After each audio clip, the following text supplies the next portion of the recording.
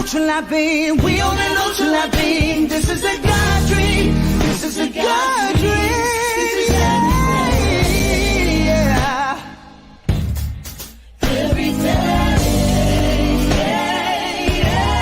I'm just trying to keep my faith, but I'm looking for more. Somewhere I can feel safe.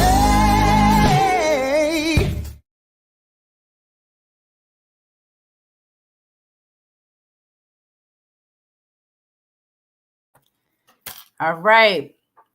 This is Health Insurance Discovery, covered and confident about it.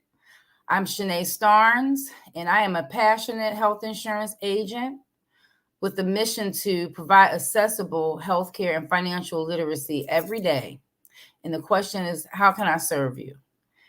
This is something that has been within my wheelhouse for the last several years. And more as I work with people, I've come to learn that this information is just it's not that it's not accessible, but more and more people need a clearer understanding. So let's take this ride today and let's talk about, like, what do I actually do?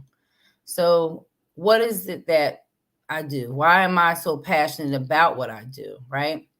And let's start off by me sharing with you that I offer personalized health insurance solutions that bridge the gap between your unique lifestyle. Everyone has a unique lifestyle, the way they're living and what their needs are. Also, you may have some business needs. You have a business and don't have health care, and you're just looking for overall comprehensive coverage. What does comprehensive mean? Comprehensive means that it's major medical, and I'll go through what that's going to look like here in a little bit, right? So today I want to help you understand how to make the most of your health insurance coverage. And I can't go forward without actually sharing about this accessible healthcare that we're going to talk about. It's been termed many terms. Some people know it as Obamacare. Some people know it as ACA, marketplace.gov, healthcare.gov. But what I do is I help people to find great insurance. And when you get it, it's something to celebrate. It makes me feel great that I'm able to partner with someone that needs it, and they're able to use it, and they can stay healthy, get the medications they need, get the services that they need. So I can help you out with that as well. Let me use the term real quick, colloquial, because when I say the term Obamacare, many people recognize that term. But if I use the term ACA or Affordable Care Act, or if I say marketplace.gov or healthcare.gov, and there's some other terms that you may hear, people are like, I don't know, they don't understand. But just to give you a background, colloquial are terms that people adopt. It's a familiar conversation amongst people using those words, and it's not formal and it's not literary, right? So an example would be when we use the word y'all, or we gonna, we wanna. Those type of phrases are called colloquial. So if you hear the term Obamacare, just know that it's a term that is embraced, and a lot of people know it. You know why? Because he created and signed into law something huge that has never been done. And I have been blessed to partake in the usage of Obamacare. So if you hear me use these different terms, it's about me sharing the education with you so that you can stay along with me, right? So comprehensive is really major medical coverage.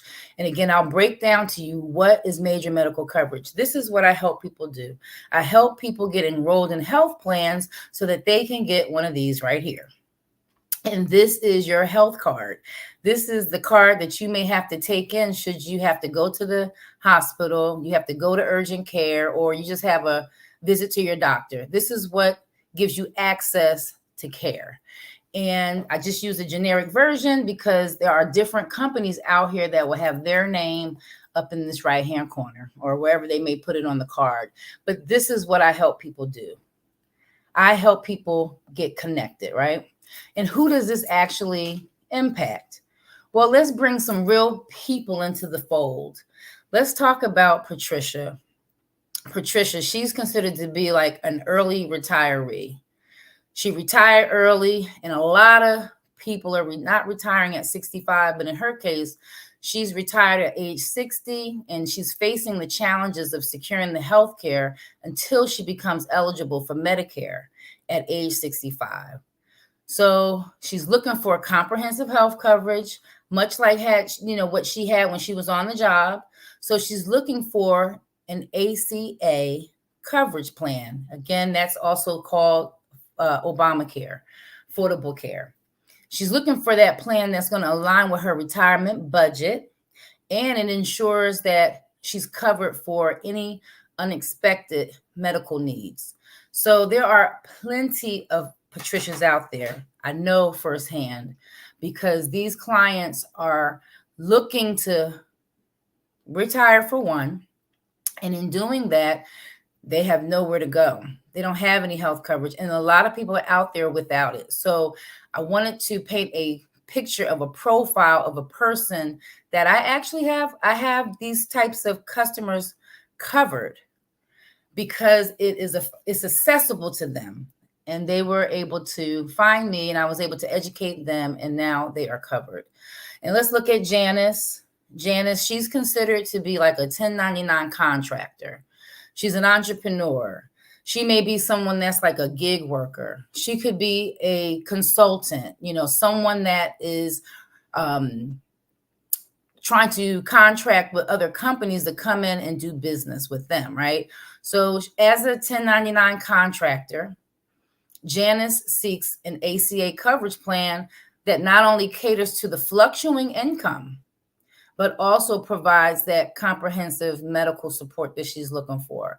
So when I run into my small business owners, a lot of 1099 contractors that come in, or even people that file as a Schedule C worker on their taxes, I help them. We discuss income to help them understand where they qualify. And so this profile is out there. They're in need of coverage, and Affordable Care Act could be that coverage that they could obtain. Now let's look at James. James, he's actually in that transition of careers. He's been working in corporate America, and he's now going into his passion. There's quite a few of us that have experienced that, want to experience it, but you're kind of stuck because you're not sure how you're going to keep up with healthcare. So we stay seated where we are because we just don't know. So he wants to jump into entrepreneurship. So as he makes this transition, he's aware that his health insurance needs are changing as well. So in this instance, James may have a chronic condition, such as, let's say, it could be diabetes, it can be high blood pressure. He may already have a chronic condition. He's been working in corporate America, but he wants to go into entrepreneurship. But he knows that he's going to need some level of coverage. So James is going to require an ACA coverage plan that has a robust coverage features, because his existing conditions require him to see specialists. Okay. Now let's talk about the transitioners to independence, right? So I do have clients that are like recent college grads, or I may have their parents, and their parents have been covering them while they're in college. And I can only talk about, state of North Carolina. If you're in North Carolina and your child goes to a state college, it does in any school, they require you to have healthcare, right? So his parents have covered him, and he's now embarking on his professional journey. But you all know, like I know, sometimes that big job just isn't coming right away. It's coming, but he's right there in between. So as he starts his career, he's trying to navigate. I'm running into the literacy of them understanding healthcare plans. Just imagine, we've helped our children. We've taken them to dental appointments. We've taken them to the doctor visits. We've done most of it up until the day that they graduate from high school, college. And so now that it's time for him to navigate on his own, that's where taking a look at what his needs are, he too could qualify for an affordable health care plan. So let's talk about why. What are some of the common medical events? And this is where I will tell people, you might hear me say that,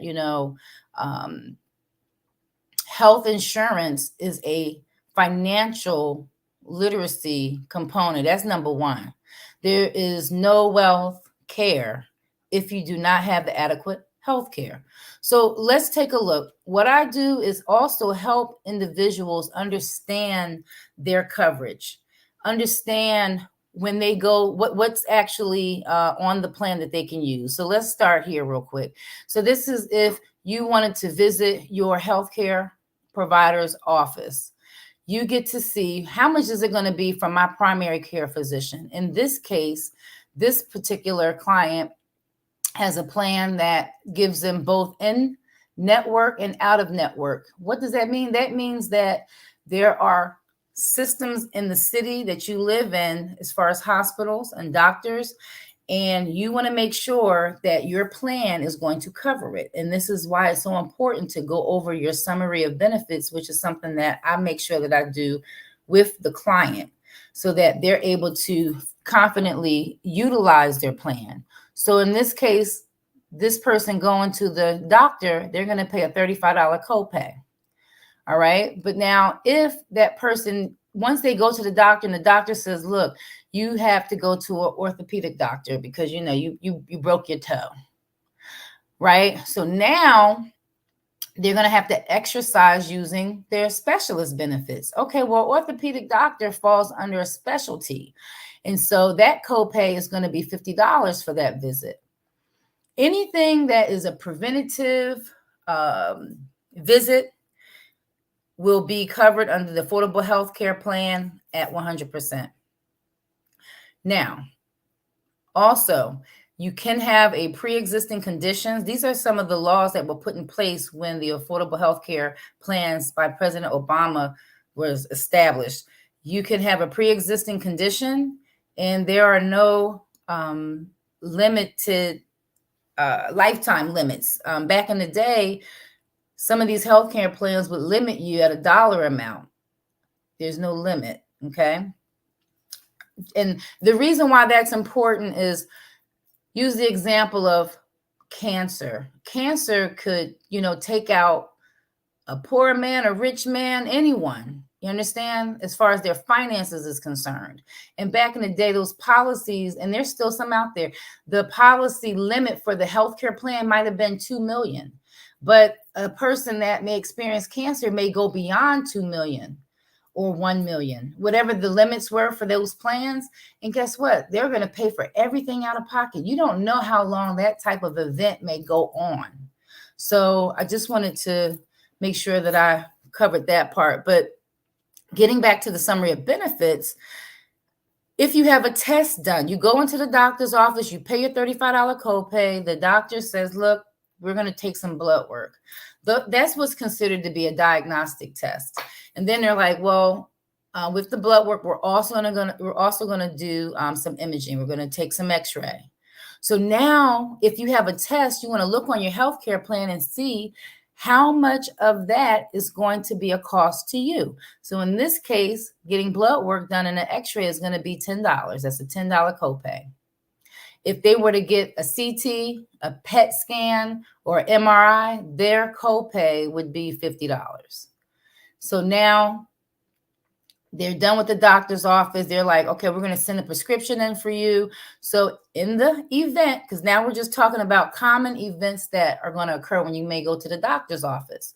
So if you need drugs to treat your illness or condition, there are drug coverages here, and I do take the time to look up prescriptions so that we can confirm, according to the plan that you have, what tier, because drug coverages are in tier levels. And that's a whole nother, conversation and understanding. But to know that you understand your plan and know what prescriptions you currently have and to figure out what the cost may be for you on the front end is the most powerful thing that can happen. So there are tiers when it comes to drug coverage. Let's say if you have outpatient surgery, you're going to look on your plan and see, well, how much is that? It's $100 a day in this case. If you need immediate attention, in this case, going to the emergency room, going to being transported by ambulance or medical transportation would be 20% co-insurance. That means that you would pay 20% and the insurance company would pay the other portion, which would be 80% in this case. And then if you needed to have a visit to the urgent care department, then you on this plan would be paying $30 for that visit. And then it goes on to share at the very end of this. If you have a hospital stay, you go in there for one thing, next thing you know, they're keeping you. This shares with you as well what that looks like for your hospital stay. So now we've covered like the most common events. Now let's take a look at what the plan covers and what do you pay. I use some terms there, but I use some terms in the earlier slide. At the end of the day, these terms are going to be very, very key because your plans are going to have a monthly premium, which is what you pay monthly. But then to have an understanding about a medical deductible is going to be important. And I like to tell clients to think about their deductible when it comes to their vehicle. That means that if you were to have an accident and you wanted to use your automobile insurance coverage and you have a deductible, well, you would have to pay that deductible first and then the rest would be paid, right? So in this case, there are what you call overall deductibles on the healthcare plan. And in this example, the deductible is $500. So that just lets you know that going back here to the other screen, if there's anything that you're paying out of your pocket, it's going to either go towards your deductible or your co-pays are going to go to the deductible. And it tells you over here to the side, generally, you must pay all of the costs from providers up to the deductible amount before the plan begins to pay. Okay. Now, are there any services that are going to be covered before the deductible? Yes. In this instance, all of your preventative care and your primary care services are covered before you hit your deductible. That's important to know. Are there other deductibles for specific services? In this case, yes. So there is what's called a prescription drug coverage deductible. That's important to know because even though you have the drug coverage, there's a deductible that you have to meet first before that coverage actually kicks in. What is the out-of-pocket limit for a plan? And sometimes this can be very confusing, but like I tell my clients, listen, I will repeat it, I'll say it, I'll try to break it down as many times as it takes to have this understanding. But on every healthcare plan that exists, there is what's called an out-of-pocket limit. That means that you have a limit as to how much you will pay out of your pocket in a year, because healthcare plans are 1-year contracts. It's a health insurance contract between you and the healthcare provider.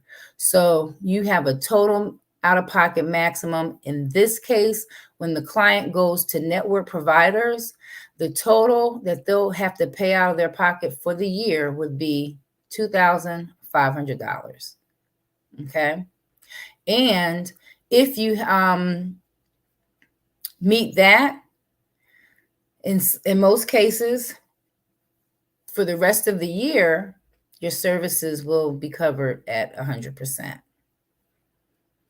What's not included in the out-of-pocket? In this case, it clearly, that's why I said, let me, kind of go through this. Co-payments for certain services are not covered. Premiums, any balance billing charges, they're not covered and they don't go towards the out-of-pocket expense. Will you pay less if you use a network provider? I hit that already. Yes, you will always pay less going to a network provider, because a lot of times those network providers have a what is the word I'm looking for? They have negotiated pricing with the health insurance companies. Okay, those providers have a negotiated pricing with the providers. So, do you need a referral? You need to look at your plan to see if you do or you don't, right? So, a lot of in the weeds type of information, but I felt it necessary to let you know and see what I actually do. And it's very important in my opinion. I'm very passionate about it because I have actually used the plans, and I'm able to help get people covered. And that's community work to me. That right there is helping people, not just in their current situation, but even with their families. So getting covered. Let's get covered. Let's get covered. Let's get covered. So there's some other available plans out there that I do help with. And the next major type of plan are Medicare plans. And, this is something to look at in terms of, let's say you are deemed disabled before age 65, and you have a waiting period of like 24 months before your Medicare kicks in, and you need coverage. Obamacare is there. Affordable health care is there to be able to assist in that manner.